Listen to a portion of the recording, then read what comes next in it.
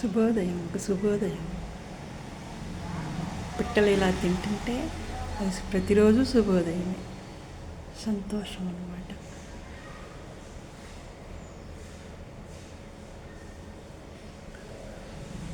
మనం 10 మందికి భోజనాలు పెట్టాలంటే అది ఎంతో శ్రమ అనిపిస్తుంది ఇవాళ రోజుల్లో.